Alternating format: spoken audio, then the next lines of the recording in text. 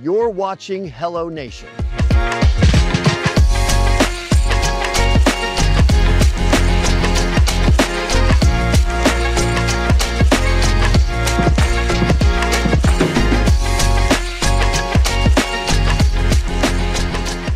Well, hello, everybody. We want to welcome you to the HelloNation podcast. We are your voices of good news. We have a number of experts on this podcast often, and today we're really excited to bring the expert Dan Pahos, franchise owner of Home Instead, and he is talking about senior care, and this is part of our senior care series. Dan, such an important topic. It can be so confusing for so many, and as we've talked about in the past, so many people don't want to talk about it. But it is important, and we do need to talk about it. So we're so grateful to have you here on our podcast, and we want to say welcome. My pleasure to be here. Thank you, Leah. We like to start with good news because, as I mentioned, we're the voices of good news. So what good news do you have? It can be anything. It could be that you had a good golf game maybe, or you have any good news for us. Let's see. The best news I've had recently is that I'm going to go on a golf trip to Europe in 2027. Wow. Where in Europe? Going to Northern Ireland. Tim, you're going to tag along, aren't you? Well, yeah, no. I mean, I might. My sister lives there, but I think, yeah, she's right in Belfast. Wow. Okay. So she's right around there, but she's coming actually. She had a baby. My good news is I get to see my sister and niece that I have not met yet Sunday morning. There's my good news from Belfast, Ireland. And there we go. My good news is I'm pitching that we go with Dan on that golf trip and do the next podcast. Oh my God! Right? Let's do it. Let's do it. I love it. I'll caddy for Tim. Great idea. Yeah. So we want to bring a lot of information to our listeners and our viewers right now, talking about the difference between home care, home health, skilled care, personal care, and companion care, so families know what support they need and also know what questions to ask. So let's get right to it. The first question I have for you, when families first start looking for care, what terms tend to confuse them the most?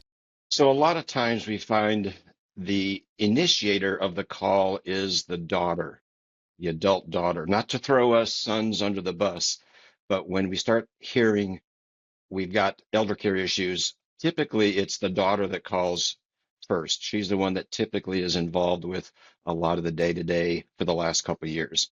And some of the confusing terms that people seem to have, Leah, are, well, mama has Medicare, dad has Blue Cross Blue Shield, and we have to back up in our world and indicate to them, let's talk a little bit and educate you about what Medicare pays for and what Medicare does not pay for. So there's a lot of confusion about we think that Medicare pays for a lot of elder care services.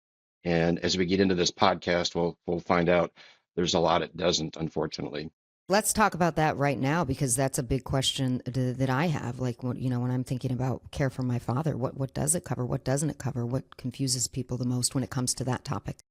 So Medicare is a great system for what we call the acute side of things. So let's give the example. So dad has a heart attack, dad has a stroke, something we don't plan on. That's called the acute issue. We don't plan on falling and breaking our hips. So you go to the hospital, you have surgery, and then after a few days, a case manager or social worker is going to come into that hospital room and say, guess what, Mrs. Smith, good news. You get to go home, right? Woohoo!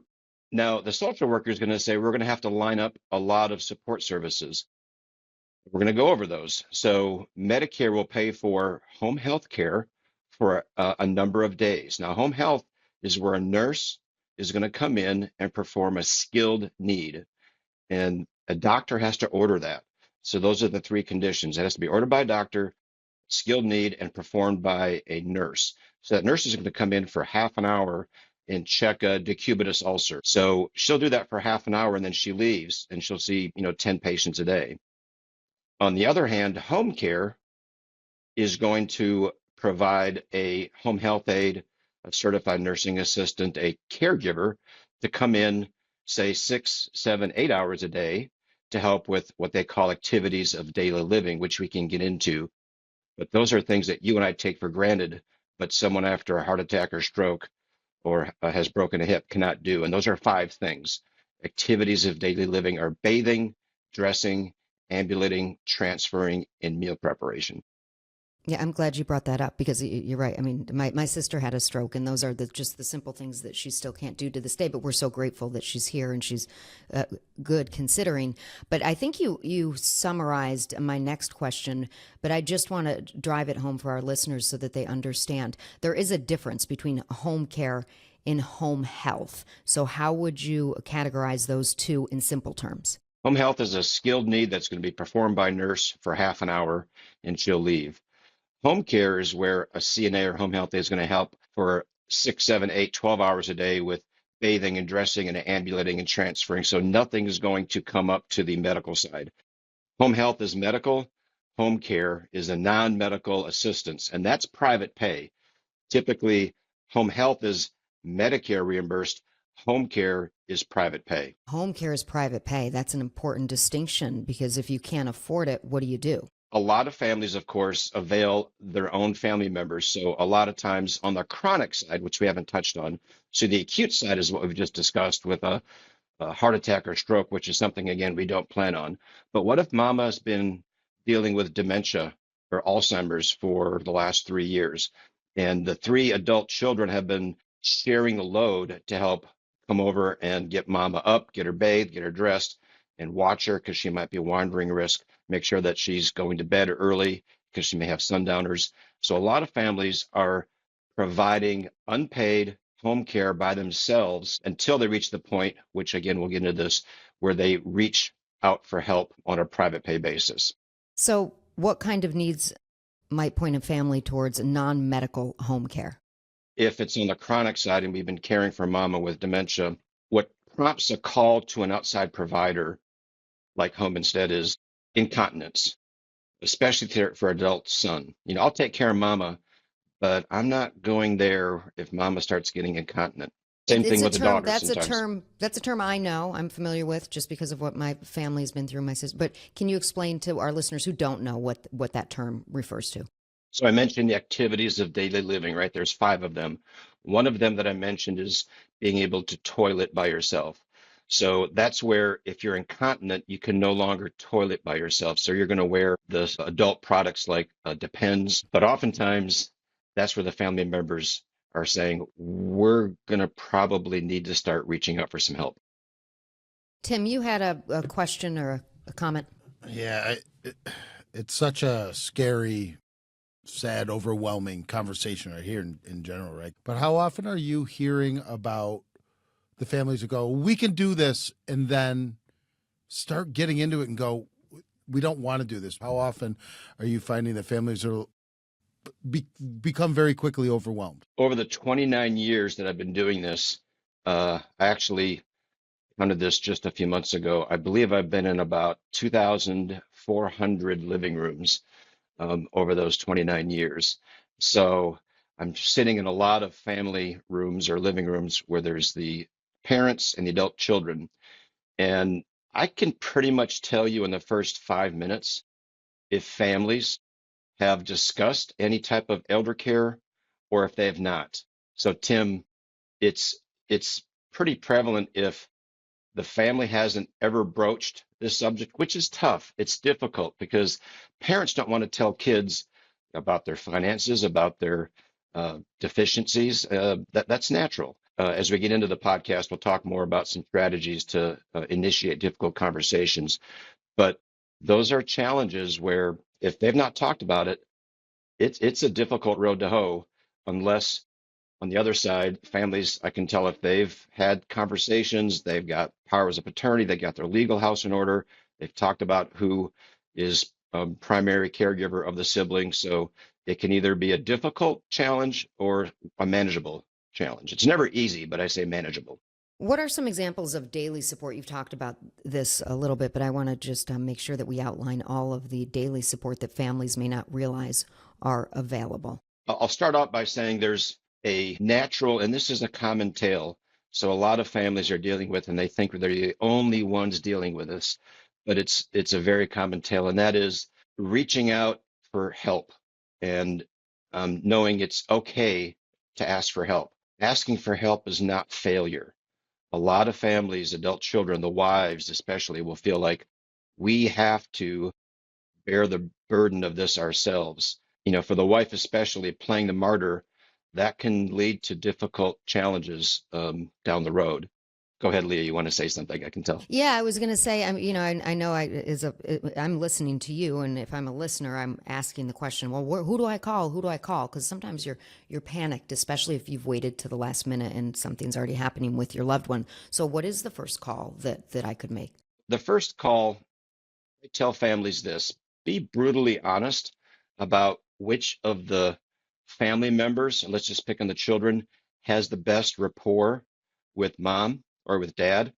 Set your ego aside, and if little sis is the one that has the best rapport with daddy, let little sis start broaching those difficult conversations in the moments that you feel are appropriate. Start talking about, Dad, what do you want to do? Do you want to age in place in your home, or do you feel like you want to move to some type of an assisted living facility? What is your goal?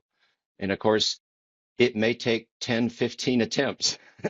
It's not a binary, we're going to have this one conversation and we're done, because oftentimes daddy doesn't want to talk about it. He's going to deflect and leave the room. I get that. Well, just let it go. Try again next week, and let little sis try again next week. So you've got to keep being persistently consistent, I call it. Yeah, I mean, I said to my dad, I'm a journalist and I was covering a story on this topic, and it was a few years ago, and I called him and I said, I don't want anything to ever happen to you. I hope it doesn't. I hope that you live a long, healthy life. Eventually, of course, we all know what is going to happen to us. But I said, I want to make sure that we plan ahead, and I covered this story and learned some things, and can we talk about this and start the planning process now, because I want someone to do this for me. I don't know if that's a good way to approach it, but it worked for me. Yes, and you know best for your family. So to kind of get to your question, who do we call? First, answer the question when, and it's a journey. It's not a destination. Keep on asking, and then you'll find at some point, oftentimes, Dad may say, "You know what? I think it's time, Leah," and that's a thumbs up. So now, who do we call? So on the chronic side, it's more difficult than it is on the acute side. Meaning, on the acute side, typically you're in the hospital. You're going to have a case manager or social worker help you with the resources from medical equipment in the home, like a slide board, a gait belt, a rollator. She'll arrange all that, from physical therapy to oxygen to home health, maybe even hospice if you want to touch on that later. But on the chronic care side, we're just in the home. We're taking care of mama with dementia. So you reach out by a couple means. Certainly, you can go into your sphere of influence and ask other friends that are probably going through this, and what did you do? Where did you turn to? And see what answers they give. You certainly have resources. If it's dementia or Alzheimer's, there's the Alzheimer's, usually that Alzheimer's chapter in your city. And let me touch on that real quick. Yes, There's a please difference do. between Alzheimer's and dementia. Dementia is the umbrella term for all the different types of dementias. Alzheimer's is just one of the dementias. There's vascular dementia, which is more around blood vessels. There's Lewy body dementia. There's several others. Alzheimer's is just one form of dementia. So people banter around both, which is okay, but technically dementia is the overarching term, and Alzheimer's is just one of those dementias, and you have to be diagnosed with that, because they do present themselves differently in terms of redirect techniques and things that you can do, strategies to help mitigate some of the disease processes. Right. They present themselves differently then? The symptoms are different, or the Symptoms are signs? different, and some of the caregiving techniques are different in terms of how do you care for someone with Lewy body dementia. It's a little different than someone who has, let's say, Alzheimer's. Now, having said that, if you ask any gerontologist or geriatric doctor, they'll say, if you've seen one dementia patient, you've seen one dementia patient. No one presents exactly the same. If you've seen one Alzheimer's patient, you've seen one Alzheimer's patient. Everyone is different in terms of how the disease process presents itself within your own body. Tim, did you have a question? Because I saw you. It wasn't as much as a question, just absolute incredible amount of knowledge we're hearing here. Like that, Right. to think that you sat in 2,400 different living rooms and have that knowledge. Like, I think the one that really resonates with me the most is asking for help is not failure. Like, I really feel like that really needs to be emphasized in something like this because, you know, my mom is actually a nurse, and her mom and my dad's mom, both their wishes were to age in their home, and that's where they did it. And I think that it's an incredible one, and a big thing that she emphasizes to others is the asking for help.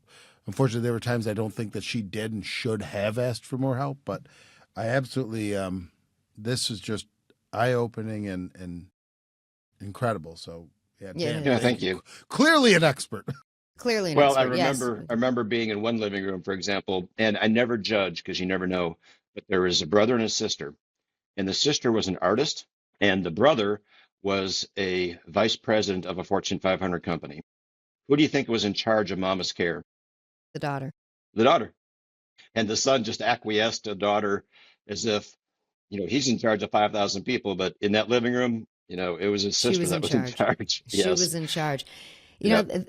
And that brings me to the next question, because I know that people listening also might be saying, okay, I'm ready to have this conversation. I know I'm going to need some care and I want to age at home, but I want my independence. So how can they get services provided to them without it taking away their independence or? A lot of families, when I mentioned, Medicare doesn't pay for a lot of things. So home care, which is technically called non-medical custodial care, where a home health aide or CNA comes into the home and helps with those activities of daily living, that is private pay. So that's going to be out of your own pocket unless you purchase long-term care insurance. A lot of families have the misconception that it's super expensive and we need 24/7 care. What I have found, or what we have found in 29 years, is coming into that living room, discussing goals and objectives, and what can the family do. We're not going to take away what some of the family does, but we approach it more from the other side, which is how can we complement what you're doing and give you some respite care. So let's fill in the gaps. And that way you wind up really on the other side having a smaller entry cost. Yes, it's private pay. Yes, it's going to cost something out of pocket. But you look at, okay, the son and daughter are still going to help. But okay, Tim, you want to go golfing, you play 9 holes on a Thursday night in the league. Well, let's talk about giving you some relief during those times. Leah, you might be in a mahjong league and you're going to play twice a week and you want to have some relief during that time, but you want someone that can be there to give you peace of mind. So let's talk about the piece of the puzzle that we can be there 3 days a week for 5 hours a day. Those are baby steps. And families really don't think of that in that terms. They think, oh, we need 24/7 care and it's way too expensive. Right. Exactly. I think that is a misconception, right? You don't always need the 24/7 care. And so then you get into a question I don't think I fully answered, which was, so what can a home care company do? What can a CNA or home health aide or companion do? Going into the home, and obviously a plan of care is developed per an assessment, but let's say the family's goals are, we want daddy to get up. He's an early riser at 6. He likes his cup of coffee. He likes it strong. We have some exercises that we need to get done. We'd like to get him out of the house. And if it's a nice day like it is today, looking outside my window, let's get him outside. And if he used to be a gardener, well, he really can't in a wheelchair go out and dig, but we can bring the garden to him and he's able to do some potting and planting. And by the way, he's educating that caregiver who knows nothing about certain plants. And she's excited because she's learning something from a guy that's got 25 years of experience with his hobby. So then you prepare lunch and you help ambulate and transfer, which I might be throwing terms. I can slow down here. So transferring is getting daddy out of the bed into the wheelchair. And a trained caregiver should know how to use a slide board or gait belt so that there's no injury either to the caregiver or to the elderly person. So that's transferring. And then ambulating is going from the bedroom into the kitchen and getting him set. So you're helping him ambulate from one room to another. I'll do a quick story if I may. Yes, So please do. we often find, my experience is, you start because there's a physical need. Yes, we need someone to come in and help mama with incontinence or dementia care. A lot of times the families understand the value proposition and we stay because of the emotional side of things. And here's what I mean by that. So we had an employee of ours that took care of a lady who was She had I think a heart attack. So she just had a few weeks of help that she needed. She used to be a professional ballroom dancer. Okay. And her husband passed away a number of years ago. And when the caregiver started doing the laundry, she started putting some stuff away into a closet, and she opened a closet. And I'm not kidding, there's probably 40 ballroom dancing gowns in that closet that hadn't been used for years. You know what she did? She took one of those gowns out. She sat the lady in that room. She took out an ironing board and she pretended to iron and said, tell me about this ballroom gown, Mrs. Smith. And she said, oh, that was when Frank and I went to Kansas City. That was a tremendous experience. We finished third in that tournament. And she just kept on going with her early onset dementia. And she pretended to iron, and that sparked a conversation for 10 minutes. And then she put that gown away, and then she took out another gown and said, tell me about this gown. And the lady just had, for about a month, a blast, just reliving memories that came to her because someone was interested and cared enough. So we started because of the physical need, but we wound up staying there because the family realized mom is benefiting a lot because of the emotional, the mental side. The mental health is so improved because someone cares enough to be involved in their day to day. I love that story. And it just makes me think about because I helped care for my sister right after her stroke, and she couldn't remember anything. But when I'd shower her, I'd play music. And I remember playing a Richard Marx song, and she sang the whole thing. Richard Marx. Richard Marx. And I sent him a message through social media. He responded. He sent her a message. He was so excited to hear, here she is recovering from strokes, multiple strokes, couldn't remember anything. And she starts singing. She remembers all the words. So it's beautiful, I think, to recall beautiful memories like the ballroom dancer did, and I think maybe that's what I've noticed about Lana is that she latches on and recalls beautiful memories, and thankfully not the negative ones. And continuing with this topic, what do you recommend to our listeners if they're dealing with someone who has dementia? What kind of conversations should they be having? Should they, If you are able to get mom or dad to attach themselves to a geriatric physician, that's a great place to start because they're going to connect you to the resources. Every city probably has an Alzheimer's chapter. There are many resources. There's every county in America has a area agency on aging. You can go to Mr. Google, and Mr. Google will tell you if you want to do that. What's the Elder Care Resources Area Agency on Aging? You can call. Someone like I have probably 2 or 3 times a week, friends call me with, hey, Dan, this is my situation. And I know my market. Sometimes I guess people call me a cesspool of knowledge in my market because I've been around so long and I know so many resources. But yeah, reach out to home care companies, call, anybody in the medical community and say, where do I reach out to? If you call the Alzheimer's chapter, they're probably going to have support groups. They're going to have maybe some programs to help with offsetting the cost of adult diapers. There's so many resources if you just reach out, and obviously you can use the AI on the chat GPT side of things. And there's just a lot of resources if you look at it. For example, if your loved one's a veteran, there's a lot of VA resources available. For example, many non-medical home care companies are VA providers. So if daddy was in a conflict and he was in the VA, he might qualify for 2 programs. One is called Aid and Attendance. The other one is called the Homemaker Program. And it may pay up to $2,500 a month for services like the non-medical home care, where you have a home health aide in and help with the ADLs. There's a new guide model that Medicare has. So there's a lot of new things out there if you just reach out and ask in the geriatric side of things. So what kind of questions should families be asking when they try to understand the cost, the coverage, or their payment options? So specifically, let's just pick on if you're calling a home care company, you certainly want to ask about their structure, how their billing is. Typically, most agencies have a 4-hour minimum, and that's because the labor market, having a home health aide work just 1 hour doesn't really resonate. You're needing to have that 4-hour minimum. Ask about how long they've been in business. No one wants to have a service like home health care, even that's paid for by Medicare or home care, but everyone needs it if you're in that situation. So there's this kind of like arm's length. I don't want it, but I need it. And when you need it, you have to understand who's this lady that's going to come in, or man, to take care of my loved one for the next 3 months, 5 hours a day, 3 days a week? And how do you pick that individual? What is their background? How do you um, vet them? What's your due diligence? Do you do criminal background checks? Do you do any type of drug testing? How do you train them? So those are all questions that you certainly want to ask if you're trying to hire someone either privately or with an agency, because you can hire privately too. You can hire the neighbor across the street or the church member that you know of, and she can take care of your loved one privately as well. That's an option.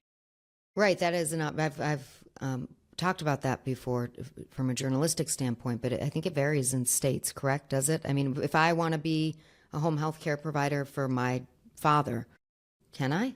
Like, how does that work? Do people ask you that Sure. question often? Sure. It's a private home. You can do whatever you want. As I said, the first low-hanging fruit is the adult children or family members caring for a loved one. And then it's, okay, we need some help. You can either hire a private sitter, as they call it. No problem. There's no regulations that say you have to do anything, but you can also reach out to a home care agency.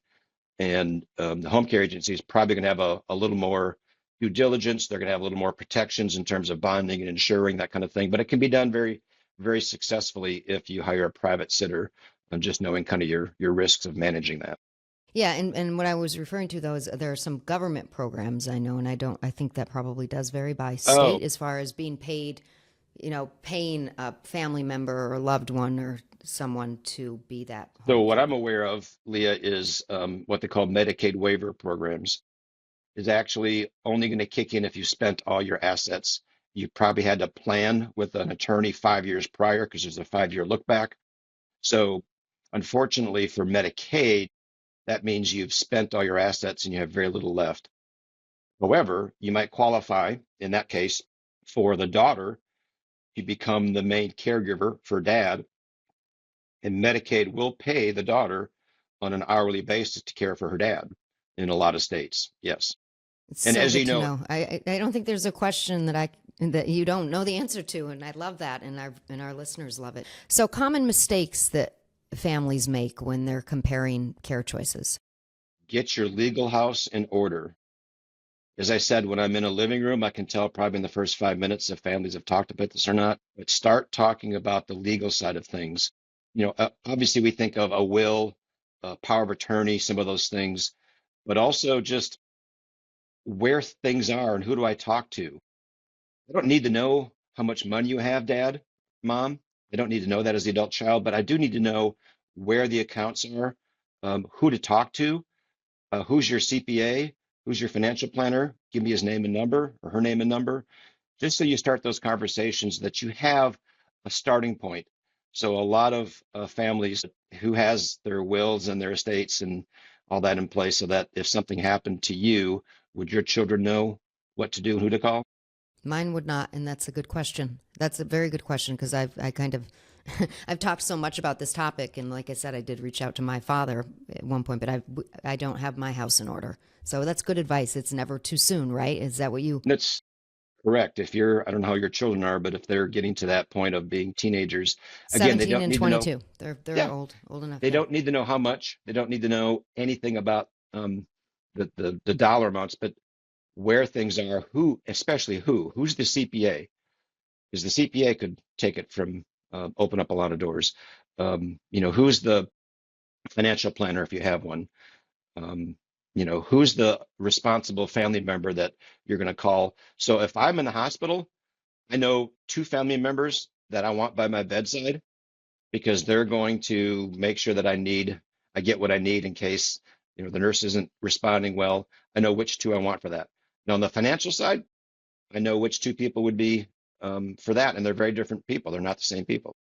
So you already know this. You have your ducks in a row, of course, I'm imagining, because you've been covering Well, it. You've been doing this for so long, right? you're never completely 100%, but certainly I'm in this business, so I think I'm more aware of those things than the average person. I hope I have. I know my wife and I don't have everything covered, but my parents are deceased. My wife's parents are deceased, so I've been through this for all of them, and it's lessons learned because I certainly made some mistakes. So true. My mom passed away. I think it was 2018. And you talk about identifying who you want by your side when you're, she was in numerous care facilities, but I would go in and I wasn't the one she wanted there because she told me you agitate me. So it was my brother who she wanted. I mean, she, wanted me for a little while, but then, yeah. So it's Well, good that, one lesson I learned, if I may. So my mom, yeah. after my dad died, she moved down here and she was in a community, assisted living community.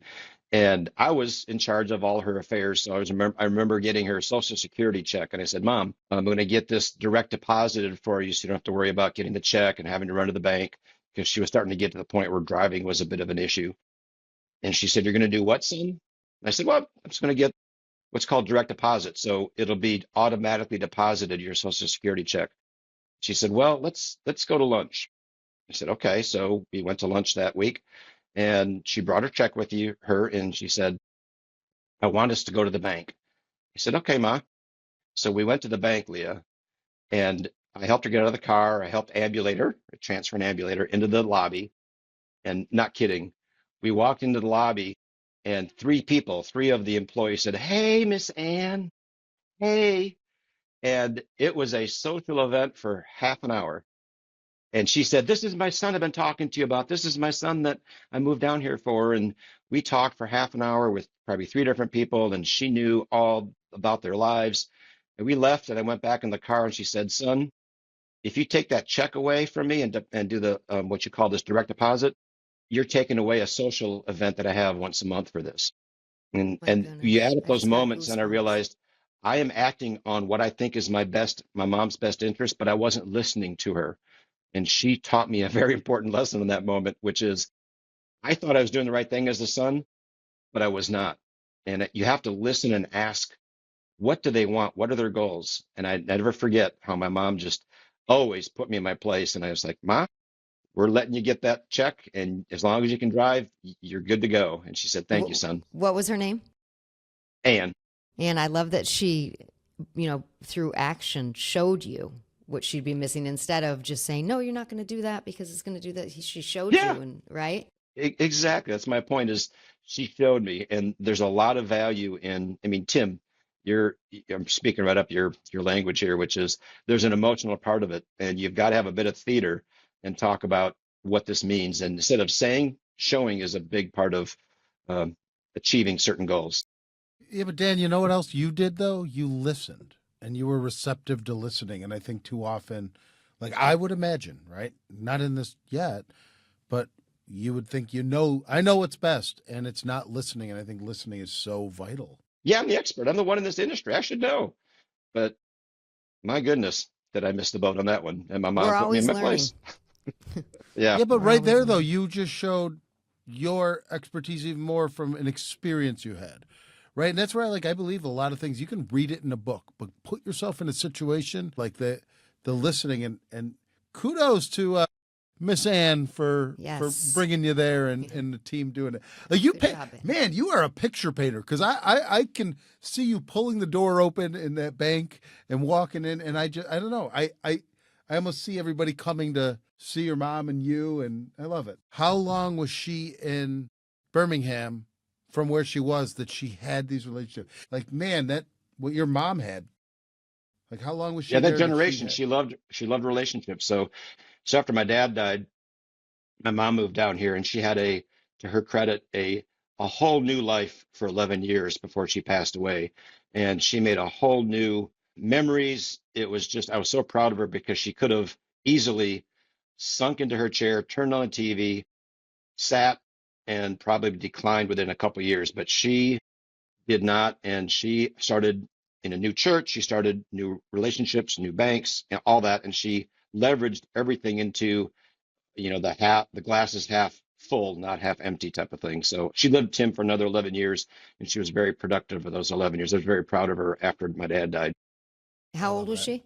When She she, was 80, 85, and my dad died in their 49th year anniversary. And my dad would always say, I'm getting off track here, but my that's all right. dad would always say the same joke. He'd laugh at it every time. He'd say, in my 42 years of marriage, or my 37 years of marriage, whatever year it was, he'd say, I've known four women.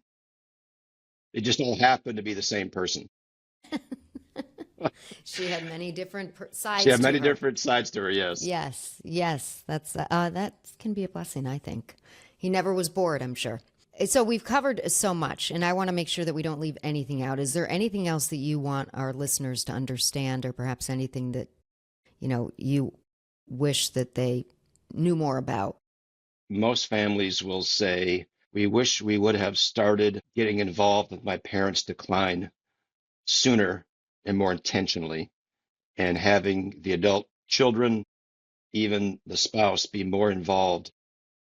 And that's the biggest regret that I think we hear all the time is we waited too long. We saw the signs, but we just turned the other way. We didn't want to deal with it. Not picking up on signals, not acting, not being intentional is probably one of the biggest takeaways I would like to convey, which is, don't be a pest, but at the same time, be intentional and get involved with what you see as a decline and start acting on things. Ask for help. It's okay to Tim's point. Reaching out for help is not failure. It is not. Mm-hmm.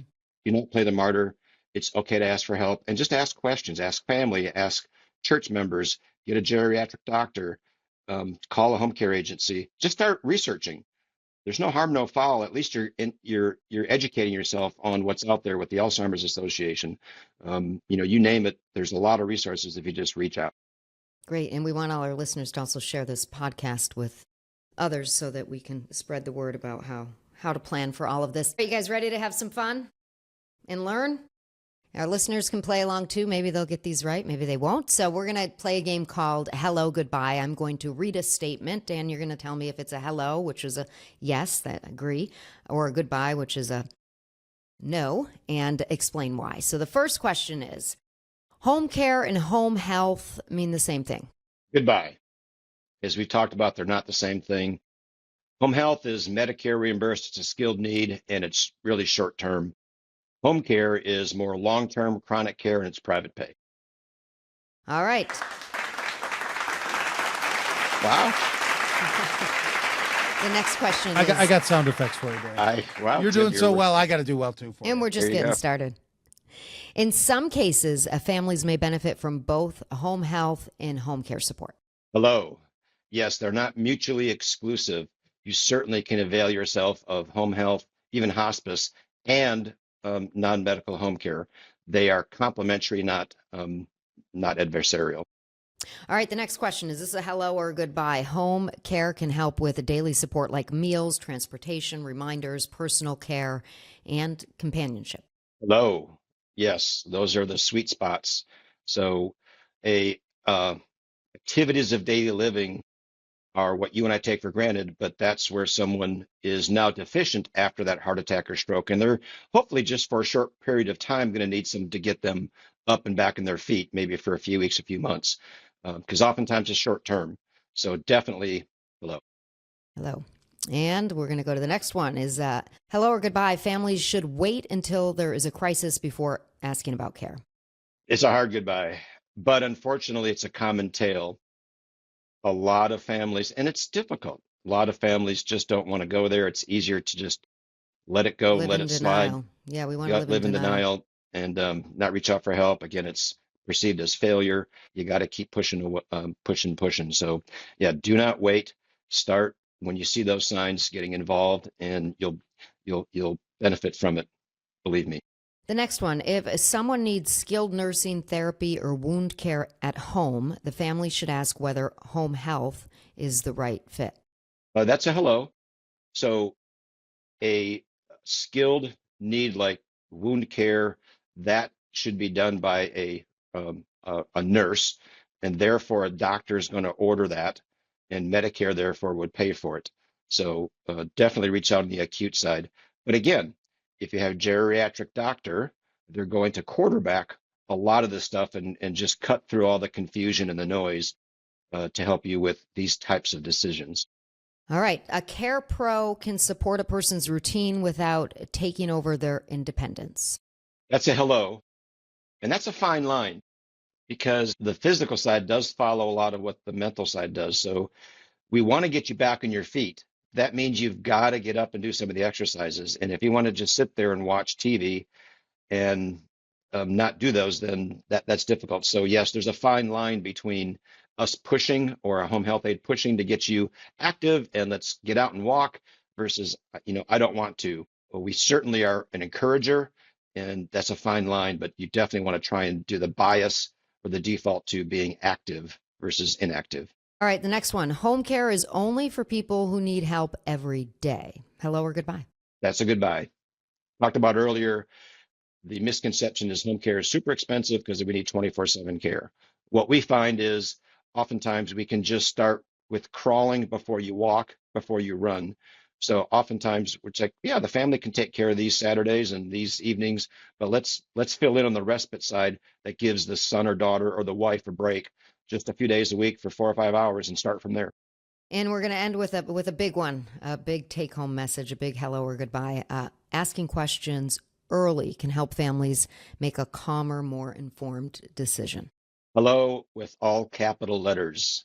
Yes, that's a big one. I thought I'd get an applause there, Tim. Thank you. You definitely want to, I've said this 4 times now, be curious, ask questions. When you visit mom's house, look around. If she was always clean and neat and things are not so anymore and they're messy and dishes are piling high in the sink, just those don't add up. And that's a warning sign, a red flag to say we need to start looking at what's going on. So the warning signs, but don't ignore them. Good advice.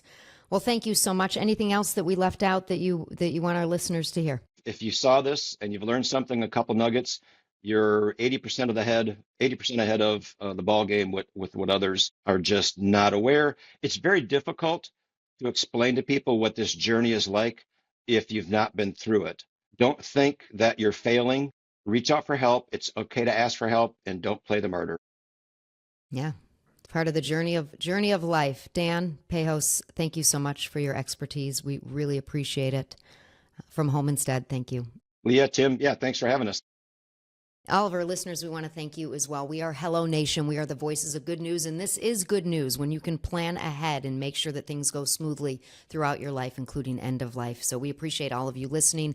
We invite you to listen and share this podcast to help others and have this important conversation. Now you have all the details you need. So for all of us at HelloNation, where good news travels fast, we'll see you next time.